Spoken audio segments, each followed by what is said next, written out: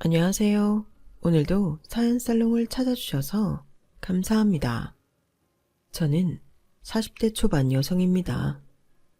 어릴 때는 시간이 그렇게 안 가더니 한 해 한 해 나이를 먹어갈수록 어찌나 시간이 빠른지 모르겠어요. 면사포를 걷어내는 남편의 손길에 쑥스러워하며 여러 사람들 앞에서 평생 함께할 것을 맹세하던 게 엊그제 같았는데 벌써 부록의 나이가 되었으니까요. 40대가 되니 생각보다 내가 참 많은 일들을 지내왔구나 하는 생각이 들 때가 많아요. 그저 내 눈앞에 주어진 일을 하고 내 발등에 떨어진 불을 끄며 정신없이 달려왔을 뿐인데 되새겨보니 꽤 많은 굴곡진 인생을 견디며 살아왔더군요. 어느덧 가까운 친구들과도 우정이 20년이 넘어가더라고요. 한 아이가 태어나서 성인이 되는 긴 시간 동안 친구들과 우정을 이어올 수 있음에 행복하기도 하지만 다들 처지가 비슷하고 사는 모습도 많이 닮아있던 20, 30대와는 달리 지금은 사는 모습도 처해 있는 상황도 너무나 달라 가끔은 씁쓸하기도 합니다. 무엇이 이렇게 비슷했던 우리를 다르게 만들어놨을까 생각해보면 살아오며 해왔던 수많은 선택의 갈림길에서 각자 다른 선택을 해왔기 때문이 분명하지만 그 중에서도 가장 우리 삶의 변화를 일으킨 건 어떤 배우자를 만났느냐인 것 같기도 해요. 생각해보면 조금 잔인한 것 같지 않나요? 20대라는 그 철없고 사람을 제대로 볼 줄도 모르는 시절에 만난 뜨겁게 불붙은 사랑에 평생을 약속하고 내 남은 인생을 바쳐야 하니까요. 이 과정에서 물론 좋은 사람을 만난다면 정말 다행이지만 저는 안타깝게도 그러지 못했어요. 제 남편은 소위 말하는 이기적인 사람이었어요. 솔직히 일평생 서울 깍쟁이라는 소리만 듣고 살아온 저도 딱히 이타적인 사람은 아니었지만 제 남편은 연애 시절부터 제 주변 친구들이 혀를 내두를 정도로 이기적인 사람이었죠. 야, 왜 이렇게 울상이야? 이번에도 싸웠어? 어떻게 알았어? 어떻게 알긴, 네 얼굴에 다 써져 있는데.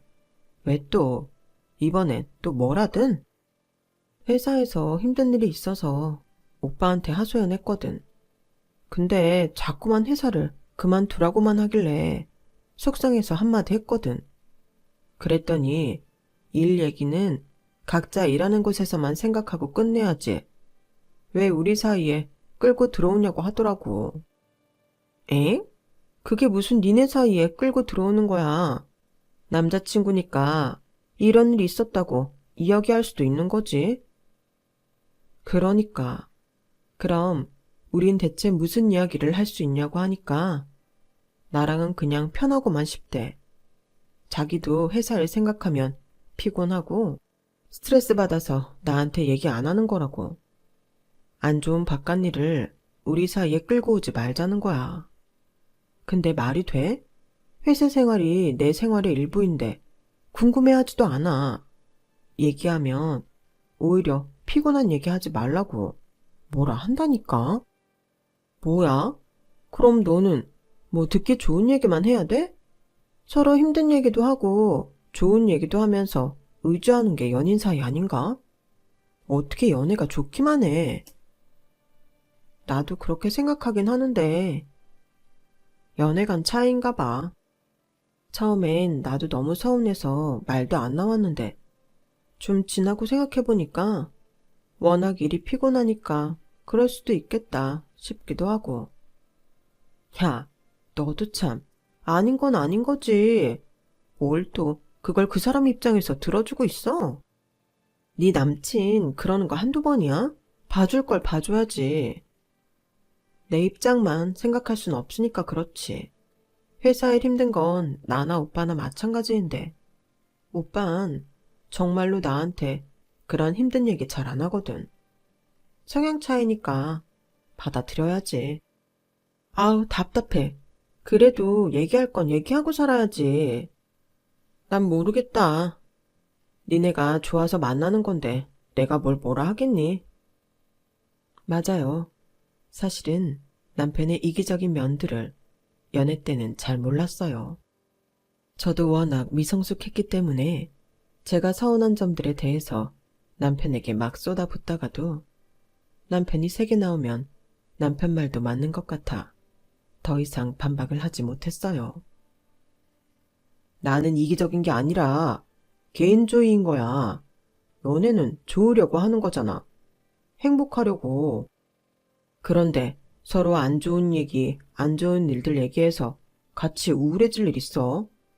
나는 슬픔은 나누면 반이 된다는 말이 세상에서 제일 싫어. 슬프면 나누면 두 명이 슬퍼지는 거지 절대 반이 되지 않아. 이렇게 가치관이 다름에도 불구하고 저는 남편과 꽤 오랜 기간의 연애 끝에 결혼까지 생각했어요. 주변에서는 늘 남편의 이기적인 면에 고통받는 제가 왜 그런 사람을 남편으로 선택했는지 답답해하고 의아했지만 당시에는 그냥 제가 남편을 더 좋아해서 그랬던 것 같아요. 남편과 저는 대학교 선후배 사이로 알게 된 사이였어요. 남편은 학교 다닐 때부터 워낙 진취적이고 똑부러진 사람이라 인기가 많았거든요. 그 시절 제 절대적인 이상형이 배울 점이 많은 존경할 수 있는 사람이었는데 딱 그 이상형에 부합하는 사람이었어요. 그래서 가끔 보이는 이기적인 면모들은 다 자기 할 일, 자기 밥그릇 잘 챙겨 먹는 사람들이 필연적으로 동시에 가질 수밖에 없는 특성이라고 생각해버렸어요. 실제로 이기적인 사람들에 비하면 이타적인 사람들 중에서 제 몫을 챙기는 경우가 대다수잖아요. 저는 이타적이고 내 몫 못 챙길 바에야 조금 이기적일지라도 자기 몫 챙기는 게 낫다고 생각하는 쪽이었죠. 그 화살이 언젠가 저에게 날아와 꽂힐 거라고는 감히 상상조차 하지 못했어요.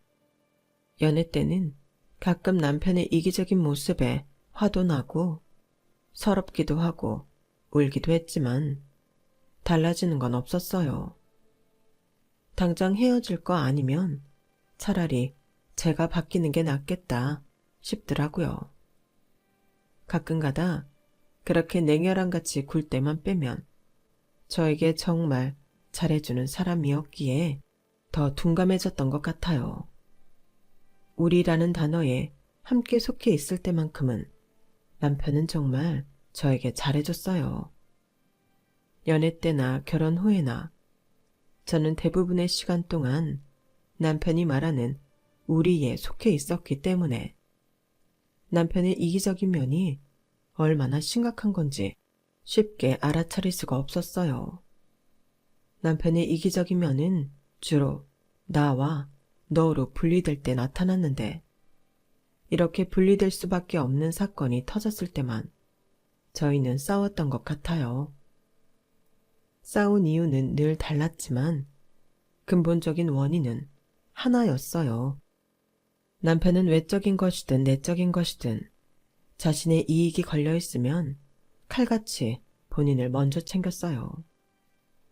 그게 가끔 저를 외롭게 했지만 우리에 속해 있으면 다시 눈 녹듯 서러움이 씻겨져 나갔죠. 저는 어쩌면 그런 부분도 좋아했던 걸지도 몰라요. 남편이 주는 우리라는 소속감을요. 지금 생각해보면 자기 생각만 말하는 막말에 가까운 말들에 휘둘려 남편과 온전한 한 가족이 되기 위해 노력했던 것 같아요. 하지만 그때 몰랐어요. 이기적인 사람이 형성해 놓은 울타리는 겉으로만 끈끈할 뿐, 실제로는 듣기 좋은 말뿐인 허상이라는 것을요. 여보, 우리 이제 부부인데 명절은 어떻게 지낼까? 명절? 우리 두 집안 다 제사는 안 지내잖아. 뭐 어떤 거 말이야? 아, 요즘은 결혼해도 각자 집에 다녀온다는 부부도 많길래 우린 어떻게 하면 좋으려나 싶어서. 응? 각자 집에 따로 간다고? 부부인데? 같이 인사 안 드리고? 응, 아무래도 결혼하고 나면 온전히 가족끼리만 보내는 시간이 적잖아. 그래서 설날은 부부가 같이 시댁이랑 친정 한 번씩 방문하고 추석은 각자 집에 가서 쉬는 사람들도 많대. 우리 회사 동료도 그렇게 한다고 하더라고. 아니, 그래도 1년에 두 번밖에 없는 명절인데 그렇게 보내면 우리 엄마 아빠는 당신 한 번밖에 얼굴 못 보는 거야? 남도 아니고 그렇게 안 보고 살아도 되나? 아, 결혼하면 말이 명절이 두 번이지. 장인어른 장모님 생신 때 뵈야지. 어버이날 연락드리고 해야지. 생각보다 뵐일 많다니까. 근데 꼭 명절을 둘 다 뵐 필요는 없을 것 같아서 하는 말이야. 아니, 사실 나야 상관없다지만 당신은 며느리인데 시댁에 하루라도 덜 가면 더 좋은 거 아니야? 처음 남편에게 그런 제안을 들었을 땐 너무 듣도 보도 못한 방식이라 머릿속이 새하얘지더군요. 당시 남편의 제안은 최소 20년 이상 앞선 제안들이었던 것 같아요. 요즘은 가끔 그런 젊은이들이 있다고 주워들었지만 저희 때만 하더라도 절대 그런 일은 있을 수 없는 분위기였거든요. 뭐? 그럼 추석에는 사위를 못 보는 거냐? 네, 뭐 그렇게 이야기하고 있긴 한데 엄마 아빠 생각은 어떠세요?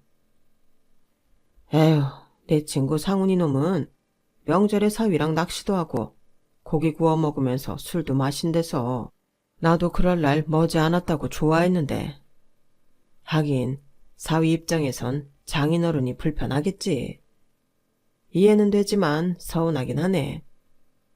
아이고, 당신이 사위랑 친해지긴커녕 얼굴도 자주 못 보게 생겼는데 그런 말이 나와요? 네 생각은 어떠냐? 너도 시댁에 가기 싫어서 이서방이랑 그렇게 하기로 한 거야? 저야 당연히 시댁이 불편하니까 좀 덜 가면 좋긴 하죠. 근데 그렇다고 명절 중에 한 번을 아예 안 가는 건 생각도 못하고 있었어요. 그래도 되는 건지 상상조차 못했고요.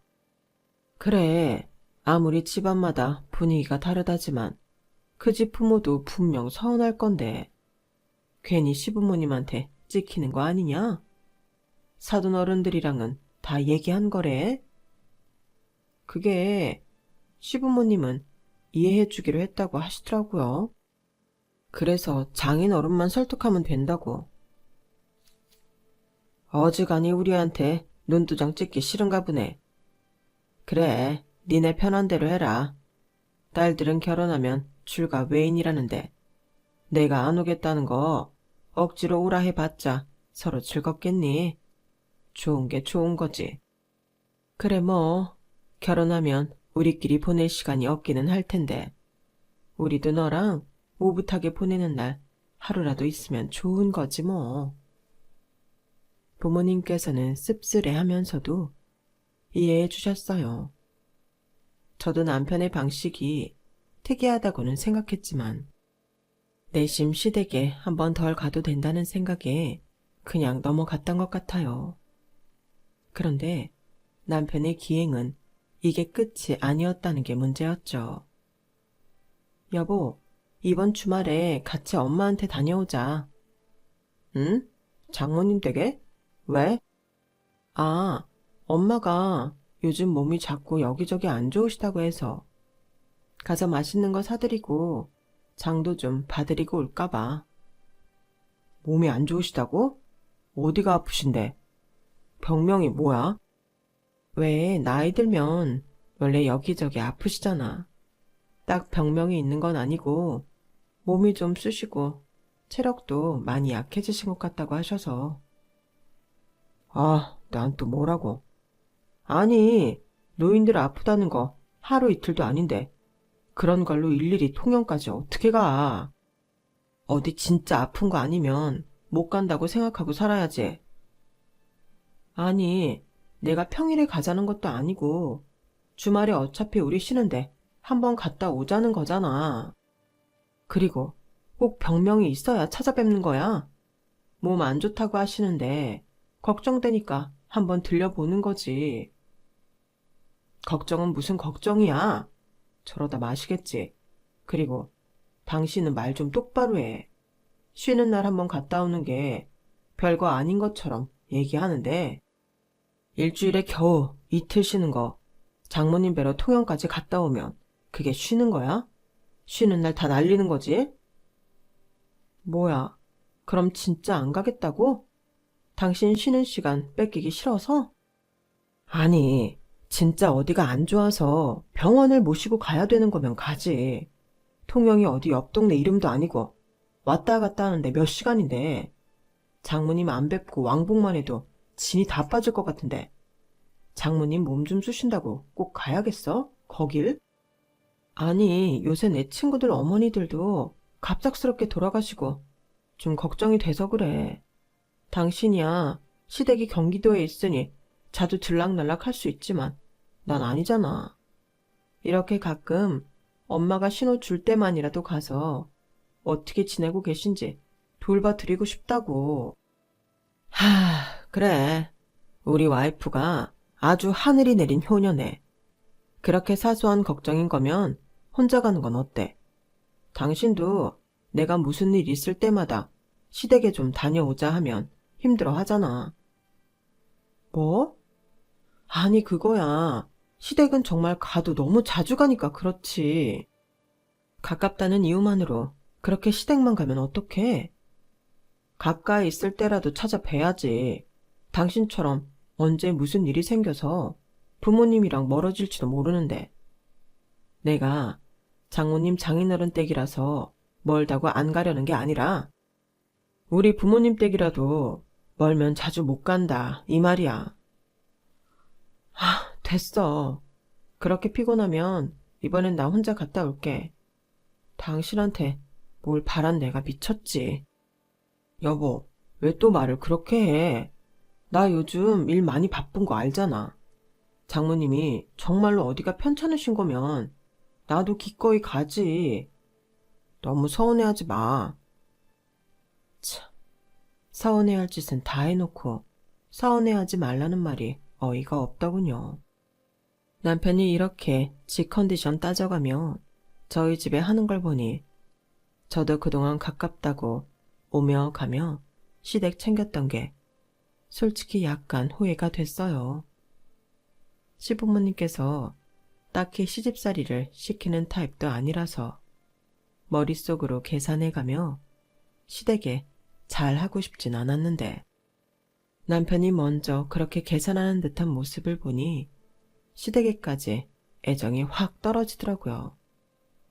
게다가 시댁이야 가까우니 혼자 왔다 갔다 하는 게 힘들지 않다지만 서울에서 통영까지 혼자 왕복으로 가는 길은 멀고 외로워서 같이 가줄 법도 한데 이럴 때만큼은 꼭 자기 입장만 이야기하니 말문이 막혔어요.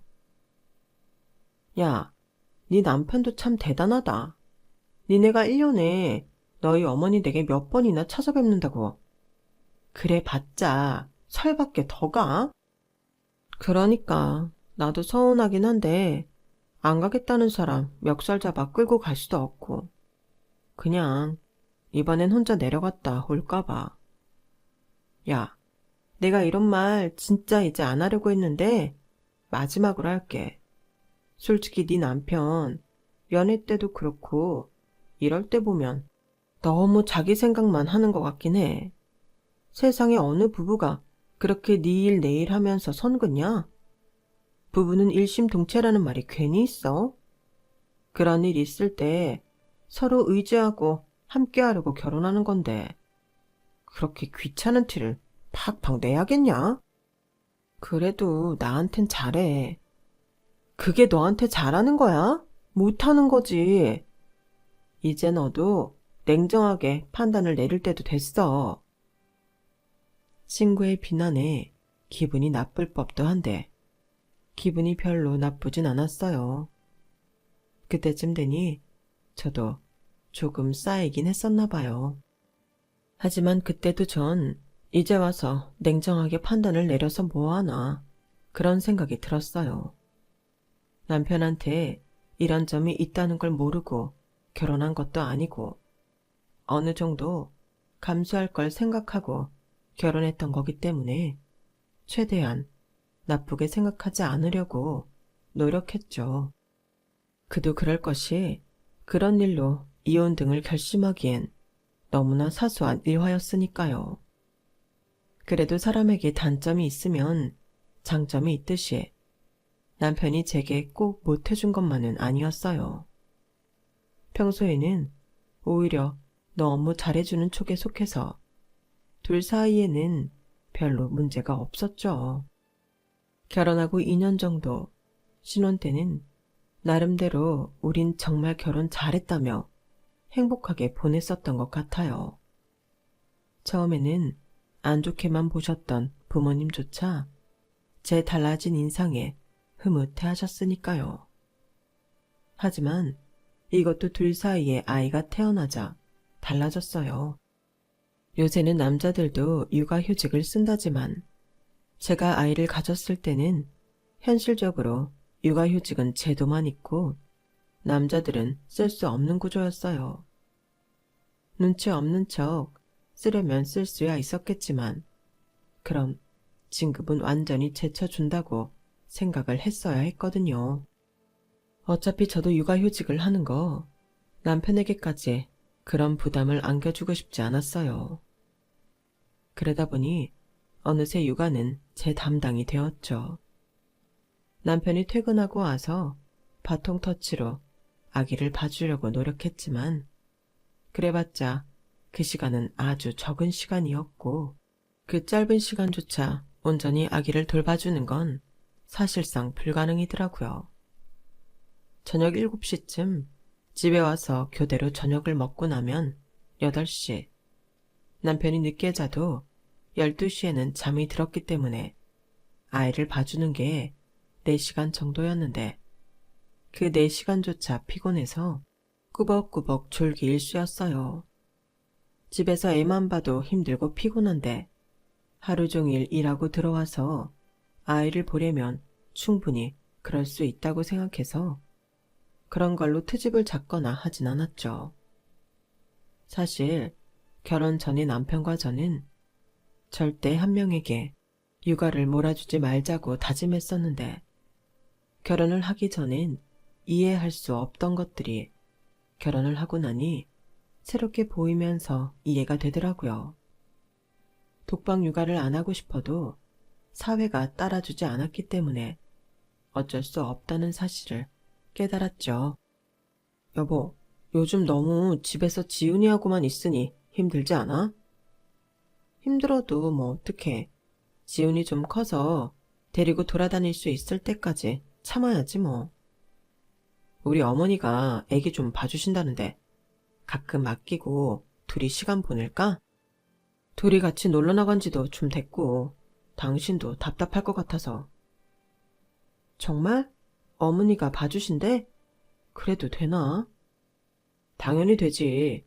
당신 요새 너무 힘들어 보여서 엄마한테 부탁 좀 했어. 원래 아기 하나를 온 동네 사람들이 키운다잖아. 혼자 힘들어하지 말고 주변에 가끔 부탁하기도 하고 하자. 다행히 우리 둘 다 부모님 아직 건강하시니까. 고마워, 여보. 감동이야. 사실 육아를 하면서 친정 부모님께 부탁드리고 싶었던 적이 한두 번이 아니었어요. 아이 혼자 보는 게 정말 말이 쉽지 실제로는 너무 힘들더라고요.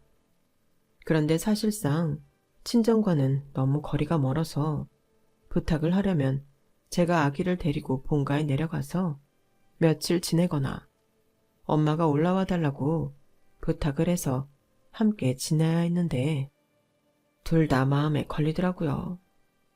다 큰딸 시집 보내놨더니 알아서 잘 살기는커녕 갓난아기 데리고 들어와서 눌러 붙는다는 느낌도 들이기 싫었고, 엄마도 생활이 있으신데 저 때문에 다 포기하고 올라오라고 해서 불편하게 사위랑 함께 지내게 하고 싶은 마음도 없었거든요.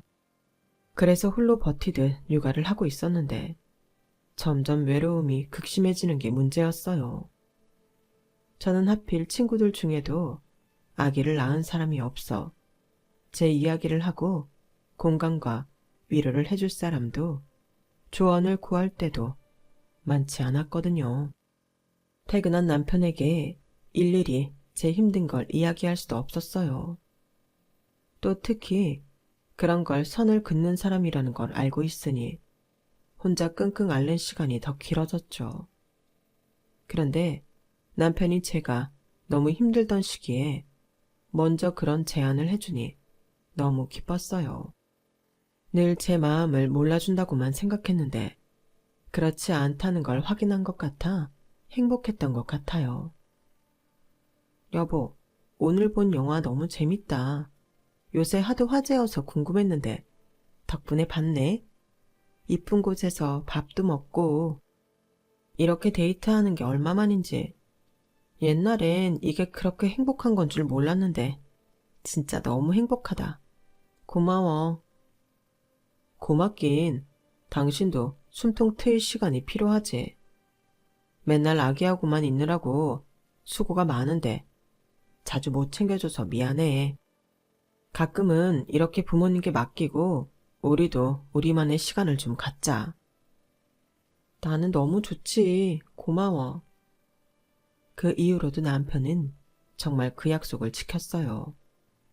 2주에 한 번꼴로 주말에 딸을 시댁에 맡기고 둘만의 시간을 보냈죠.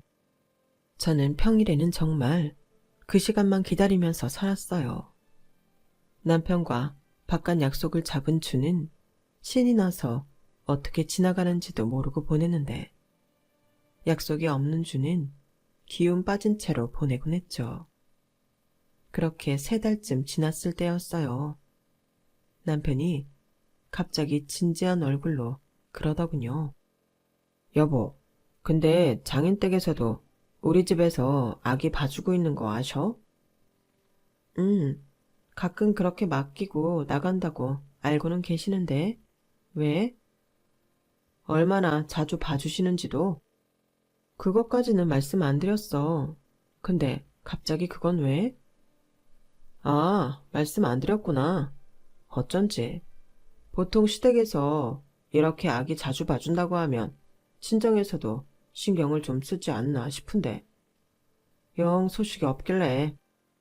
안 그래도 미안해 하시긴 하지. 우리 지은이 보고 싶어도 하시고. 그런데 통영에서 여기까지 오시는 게 쉽나. 지은이도 아직 어린데 내가 데리고 내려가는 것도 장난 아닐 거고. 왜? 와서 며칠 계시다 가시라 해. 차비는 내가 다 지원해 드릴 테니까. 아이, 엄마도 요즘 거기서 취미생활 만들어서 동네 사람들이랑 재밌게 지내고 계신데 어떻게 그래? 무슨 소리야. 요즘은 다 친정 부모님한테 맡기던데. 솔직히 당신도 슬슬 이제 복직 생각도 해야 하는데 그럼 아기 봐줄 사람이 장모님밖에 더 계셔? 무슨 말을 그렇게 해. 아기 봐줄 사람이 우리 엄마만 있는 건 아니잖아.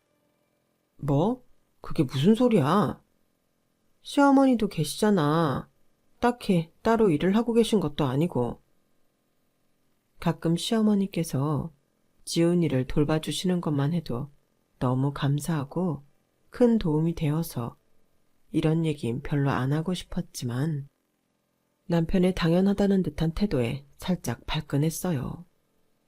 딱히 시어머니께 전적으로 아기를 맡길 생각도 아니었고 복직하게 되면 베이비시터를 좀 구해보고 어린이집 종일반에 맡길 생각이었거든요. 그런데 제 말을 들은 남편이 얼굴을 붉혔어요. 아니, 당신은 무슨 우리 엄마가 애 봐주는 사람인 줄 알아? 지금 몇 번 봐주고 있는 것만 해도 감사한데 어떻게 여기서 더 봐달라 그래? 누가 봐달라고 하래? 당신이 너무 우리 엄마밖에 대안이 없는 것처럼 말하니까 그렇지. 시어머니도 계신다고. 다 당신 생각해서 싫다는 엄마한테 맡아달라고 한 건데 당신도 참 너무한다. 나 같으면 미안해서라도 그런 말 못해. 그리고 다른 여자들은 시어머니한테 부탁하기 어려워서 보통 친정 엄마한테 부탁한다던데 당신은 어쩜 사람이 그래? 아니, 내가 뭘 했다고 그래. 시어머니한테 내가 앞으로도 애기 봐달라고 했어. 뭘 했어? 나도 가끔 주말에 하루씩 봐주시는 것만 해도 감사해서 더 맡길 생각도 없었어. 당신이 우리 엄마 걸고 넘어지니까 한 소리지. 그리고 누가 요즘 여자들이 친정 엄마한테 애 부탁하고 싶냐? 내 엄마도 고생하는데. 그리고 나는 지금 물리적인 거리 때문에 부탁 못하고 있는 거 알면서 물고 늘어지니까 답답해서 하는 말이지. 그놈의 거리. 그럼 뭐 우리 부모님은 우리랑 가까이 사시는 거 억울해서 어떡해? 뭐 통영보다 더 먼 데로 이사시켜 드리기라도 해야 하나? 멀다는 핑계로 이런저런 의무도 안 하시려고 하면 우리가 그쪽으로 이사를 가든가. 남편의 말에 어안이 벙벙해졌어요. 무슨 말인지 한 번에 이해가 되지 않아 순간 제 귀를 의심하기까지 했죠. 여보, 지금 의무라고 했어? 무슨 의무? 우리 부모님이 우리 애를 봐줘야 되는 의무가 있다는 소리야, 지금? 우리가 좋아서 낳은 아이고, 우리 결정이야. 근데 우리 부모님이 왜 그런 의무를 가져야 하는데? 당신 말 진짜 이상하게 한다. 자식이 일 때문에 힘들면 손주 봐주는 게 그럼 할머니, 할아버지 의무지. 우리 엄마도 그게 부모된 도리니까 하신 거고 이건 멀다는 핑계로 미룰 수 있는 종류가 아니야. 당신 진짜 말 이상하게 한다. 그런 식으로 생각할 거면 시댁에도 아기 맡기지 마. 내가 어떻게든 혼자 힘으로 애 키우던지 그렇게 해 볼 테니까. 저희는 그날 그야말로 대판 싸웠어요. 다 싸우고 나니 남편이 왜 그런 식으로 반응했는지 알 것도 같더군요. 한마디로 남편은 지 부모님만 고생하는 게 싫은 거였어요. 그래서 말도 안 되는 트집을 잡아가며 친정에도 아이를 맡기려고 했던 거죠. 저는 끝까지 단호하게 거절했고 그것 때문에 저희 사이는 조금 소원해졌어요. 그렇게 좋지도 싫지도 않은 부부 생활에도 그나마 귀엽고 사랑스러운 아이가 있어 유지가 됐던 것 같아요. 아무리 쫌생이 같은 남편이라도 이 아이의 아빠라는 생각을 하면 품고 갈 수 있었던 것 같아요. 남편이 믿긴 해도 아이만큼은 정말 너무 좋아했거든요. 그런 모습을 보면 또 화가 나다가도 눅놓듯 가라앉고는 했어요. 제가 정말로 시댁의 도움도 받지 않고 홀로 고군분투하며 아이를 키우자 남편도 나중엔 제게 미안해 하더라고요. 여보, 내가 잘못 생각한 것 같아. 그래도 가끔은 맡길 수 있는 우리 집에라도 맡기자. 당신 혼자 이렇게 고생하는 거 나도 보기 싫어서 그랬어. 더 편한 가족한테 도움받으면 좋을 것 같아서. 극적인 화해 끝에 다시 그럭저럭 사이가 회복이 되는 듯 했어요. 저희가 다른 건 몰라도 결혼 기념일만은 꼭 챙겼는데 그동안 아이가 너무 어린 탓에 어딜 가진 못하고 좋은 곳에서 식사 정도 하고 끝냈었어요. 그런데 이번에 남편의 진심 어린 사과로 사이도 회복되었고 아이도 5살이 되자 남편이 이번 기념일엔 여행을 떠나자고 제안을 했어요. 그동안 지훈이 본다고 고생 많았는데 7주년은 좀 특별하게 보내야지. 당신이랑 휴양지 가서 쉬다 오면 너무 좋을 것 같아. 나야 너무 좋지. 근데 우리 지훈이는 어떡하지? 우리 부모님한테 며칠 맡기고 갔다 오지 뭐. 이번에 나 휴가 꽤 길게 낼 수 있을 것 같거든. 일주일 정도. 푹 쉬다 오자. 정말? 너무 좋아. 우리 지훈이가 너무 보고 싶겠지만 우리한테도 이런 날이 한 번은 있어야지. 남편은 6박 7일의 발리 여행 일정을 잡아줬어요. 그렇게 휴가를 떠나는 날, 정말 설레서 가슴이 터질 것 같더라고요. 남편은 막상 애를 두고 떠나는 게 마음이 아픈지 시댁에 지훈이를 맡기면서 눈물을 글썽이더군요. 뭐야, 주책은. 그래도 일주일이나 못 본다 생각하니 괜히 애틋해서. 울상 지을 땐 언제고 남편도 막상 타지를 밟으니 얼굴이 화환하게 펴졌어요. 그렇게 이틀 정도 호화로운 휴가를 보내며 행복해하고 있을 때 로밍해둔 제 핸드폰에서 모르는 번호로 계속 전화가 오더라고요. 남편은 받지 말라고 했지만 이유 모를 불길함에 저는 전화를 받았어요. 네? 네, 제가 이미정인데요. 네. 네? 뭐라고요? 전화로 들려온 소식은 청천벽력 같았어요. 엄마께서 떡을 드시다가 기도가 막혀 돌아가셨다는 소식이었어요. 너무 거짓말 같은 소식에 눈물도 안 나더라고요. 장난 전화가 아닌가 생각했지만 곧바로 아빠께도 전화가 와서 현실을 깨우쳤죠. 여보, 우리 한국으로 돌아가야 할 것 같아. 왜 그래? 무슨 심각한 일이길래 이래? 우리 엄마가 돌아가셨대. 뭐? 지금 당장 가봐야 할 것 같아. 비행기 알아봐 줄 수 있어? 호텔 가서 짐 좀 챙기게. 아, 근데 이거 다 예약해 놓은 거라 돈 다 날아갈 텐데. 어떡하지? 뭘 어떡해. 이 상황에선 어쩔 수 없잖아. 식당이랑 다 포함하면 진짜 장난 아닌데. 오랜만에 마음 먹고 결제한 거라. 무슨 말이 하고 싶은 거야? 돌아가시면 장례식을 바로 해야 하나? 조금 기다렸다가도 할 수 있나? 뭐? 무슨 말 같지 않은 소리야. 지금 돈 날리기 싫어서 우리 엄마 장례식을 미루라는 거야? 아니, 그렇잖아. 어차피 돌아가신 건 변하지 않는데 장례는 언제 치러도 상관없지 않나 해서. 와, 그 얘기를 듣는데 정말 소름이 끼치더라고요. 이기적인 건 알았지만 남편이 이 정도로 쓰레기 같은 인간일 줄은 전혀 상상도 못했어요.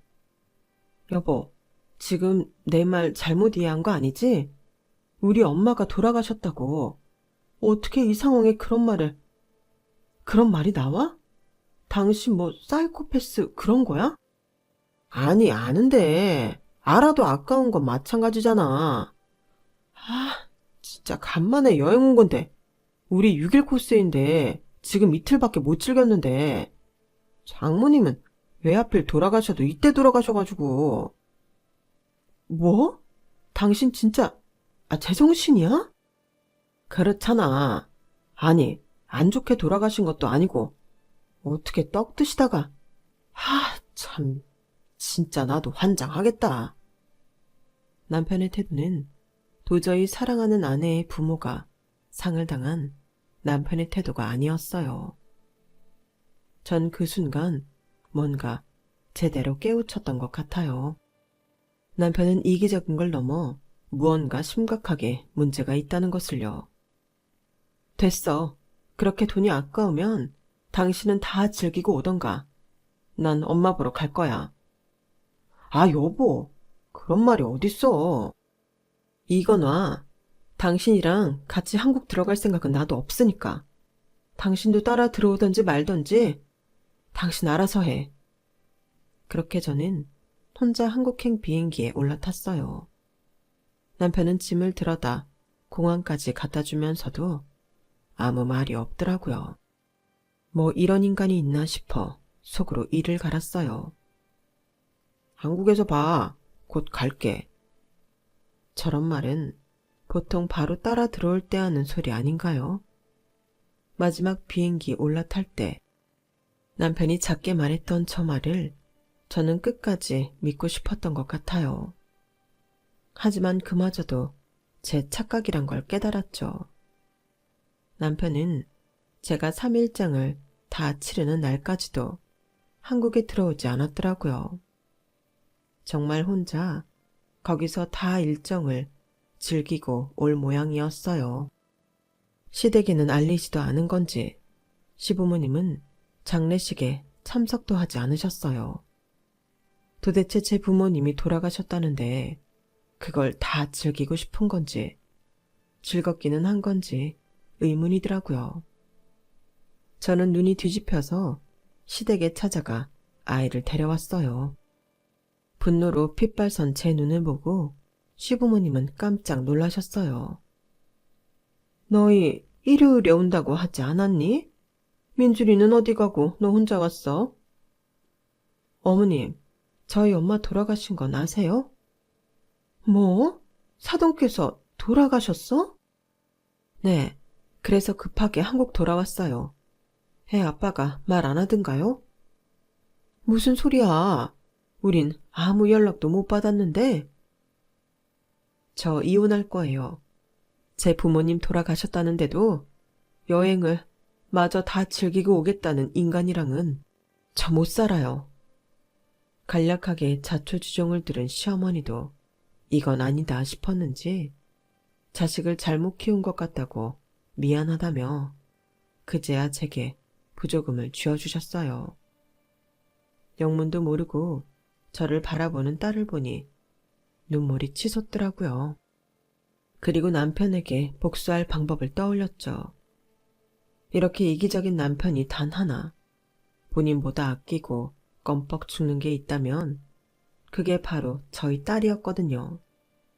남편에게서 딸을 빼앗으면 영영 복수가 될 것 같았어요.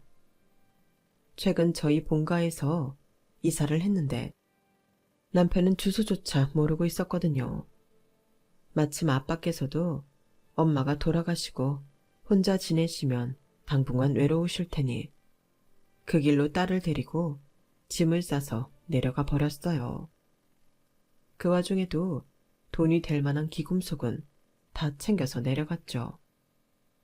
남편에게는 남편이 한국에 돌아오자마자 이혼 서류를 보냈어요. 여보, 다짜고짜 이혼이라니. 내가 장모님 장례식 못 가서 서운해서 이래. 그러게, 내가 장례식은 좀 늦게 치르자고 했잖아. 내가 너 때문에 엄마 장례식을 늦게 치러야겠니? 제발 미친 소리 좀 그만해. 오죽하면 니네 엄마도 나한테 자식 잘못 키워서 미안하다고 부조금 주시더라. 넌 나한테 부조금이라도 손에 딸려 보냈어? 너처럼 인간 같지 않은 놈 밑에서 내 딸 못 키워. 당장 이혼 서류에 사인해서 보내지 않으면 내 딸 영영 못 보고 살 줄 알아. 뭐? 지훈이가 당신만의 딸이야? 대체 집은 쑥대밭을 만들어 놓고 어딜 간 거야? 네 얼굴 꼴도 보기 싫으니까 이혼 서류 작성하고 연락해. 다 작성하면 그때 만나줄 테니까. 남편은 이혼 못한다며 버텼지만 안 해주면 소송이라도 걸어서 이혼하겠다는 제 의사를 꺾지 못했어요. 게다가 이미 지훈이랑도 오랫동안 못 보고 지낸 터라 딸을 너무 보고 싶어 하더라고요. 남의 부모 소중한 줄은 모르고 지 자식 소중한 건 아는 꼴도 참 어이가 없더라고요. 아이를 보여달라는 요구에 무사히 이혼할 때까지는 못 보여준다는 말로 남편 애를 태웠어요. 남편은 어떻게든 버티려고 했지만 아이를 못 보는 세월이 점점 길어지니 결국엔 못 참고 이혼을 해주더군요. 저는 이혼을 하자마자 통신사로 가서 번호를 바꾸고 그대로 잠적했어요. 제가 살고 있는 곳 주소도 모르고 연락처마저 바뀌었으니 남편이 어떻게 지냈을지 안 봐도 뻔해요. 보나마나 아이를 찾겠다고 나섰겠지만 평소에 저희 집에 관심 없던 남편이 저희를 찾는 건 무리였죠. 얼마 뒤 남편과 겹 지인인 친구에게 물어보니 남편은 저와 제 딸을 찾다가 지쳐 포기하고 폐인 생활을 한다고 하더라고요. 그렇게 이기적인 인간도 지 자식 뺏긴 슬픔은 알긴 아나 봐요. 좀 불쌍하긴 해도 저희 엄마 돌아가셨을 때를 생각하면 또 쌤통이란 생각이 들어요. 그렇게 일일이 자기 이익 챙기라고 하더니 결국 중요한 순간엔 하나도 못 챙기는 꼴이 우습네요. 이래서 사람관계는 서로 적당히 손해본 듯하며 함께 살아가는 게 가장 좋은 것 같아요. 혹시 결혼을 앞둔 분들이 계시다면 상대방이 너무 이기적이고 본인만 생각하지는 않는지 한 번쯤 잘 생각해 보시는 게 좋은 것 같아요. 제 나이 40을 넘길 때까지 경험한 바로는 자기 것 잘 챙기려고 악착같이 구는 사람 치고 잘 되는 사람을 한 번도 못 봤거든요. 정말 분노가 가득했었는데 내 인생과 상관없는 사람이라 생각하고 이렇게 이야기를 하다 보니 속이 다 후련하네요. 힘을 내서 제 인생을 더 열심히 살아봐야겠습니다. 하늘에 계신 엄마도 저를 보시고 등 두드려 주시겠죠. 무언가를 드실 때 항상 조심하시고요. 늘 건강하시길 바랍니다. 여러분, 사연 댓글에 응원과 현명한 조언 부탁드려요. 좋아요와 구독은 저에게 큰 힘이 됩니다. 오늘도 좋은 일 가득하세요.